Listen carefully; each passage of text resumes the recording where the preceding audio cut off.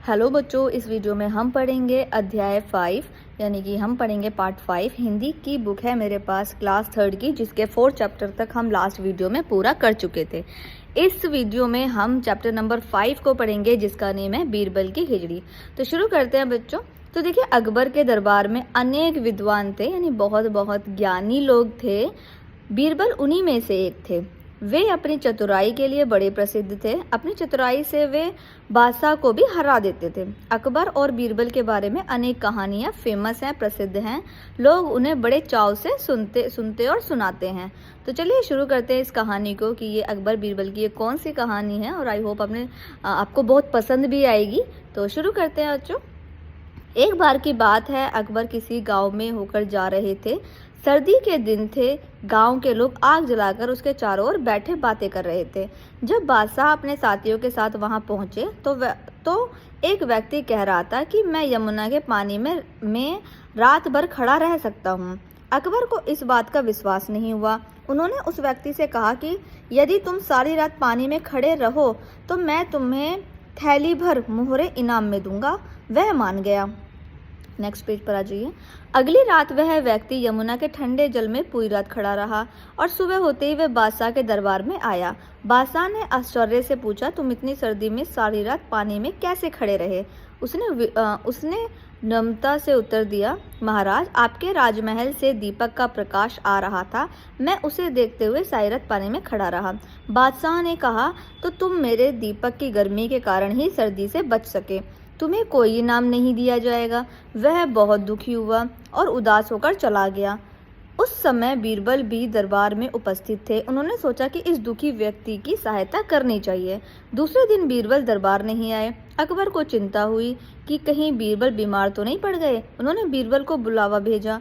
बीरबल ने कहलवाया कि मैं खिचड़ी पका रहा हूँ, पक जाने पर दरबार में उपस्थित हो जाऊंगा। अगले दिन बीरबल को फिर दरबार में ना देखकर बादशाह ने कुछ सोचा।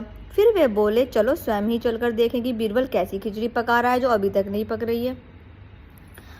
नेक्स्ट पेज पर आ जाइए। जब बादशाह बीरबल के यहाँ पहुंचे तो उन्होंने देखा कि एक बहुत लंबे बांस के ऊपर सिरे पर एक हांडी लटकी हुई है। हांडी से बहुत नीचे भूमि पर बहुत थोड़ी सी आग जल रही है। बादशाह ने हैरानी से पूछा, बीरबल, भला ये खिचड़ी कैसे पक सकती है? हांडी तो आग से बहुत दूर है। बीरबल ने उत्तर दिया, हुजूर, अगर वह व्यक्ति राजमहल के दीपक की गर्मी के सहारे सारी रात ठंडे पानी में खड़ा रह सकता है तो इस आग से मेरी खिचड़ी क्यों नहीं पक सकती?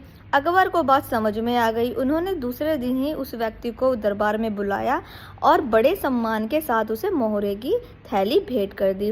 तो देखा बच्चों आपने कि जो बीरबल थे वो कितने चालाक थे, कितनी चालाकी से उन्होंने अपनी बात जो है अकबर को समझाई कि अगर एक आदमी जो पानी में खड़ा हुआ है और बहुत दूर एक दिया जल रहा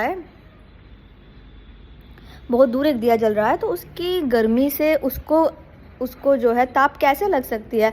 लेकिन वहीं जब उन्होंने अपनी बात समझाई तो किस तरीके से समझाई कि अगर जो है बहुत ऊंचाई पे अगर हांडी लटक रही है और नीचे जो है आग जल रही है तो खिचड़ी भी पक सकती है। अगर उसको गर्मी मिल सकती है उस आदमी को तो फिर खिचड़ी भी पक सकती है। तो इस तरीके से बीरबल ने अकबर को बात समझाई। तो यहाँ पर हो गया है ये चैप्टर पूरा। इसके बाद हम करेंगे इसका बुक वर्क देखिए बच्चों। अगले पेज पर मौखिक प्रश्न दिए हुए हैं जो कि मैंने यहाँ पर नोट कर दिए हैं उनके उत्तर। और उसके बाद देखिए, सही शब्द पे गोला बनाना है, खाली स्थान फिल करने हैं और प्रश्नों के उत्तर लिखने हैं, ये भी मैंने फिल कर दिया है। और इसके अगले ही पेज पर वाक्य को सही करके लिखना है, वो भी मैंने यहाँ पर नोट कर दिए हैं।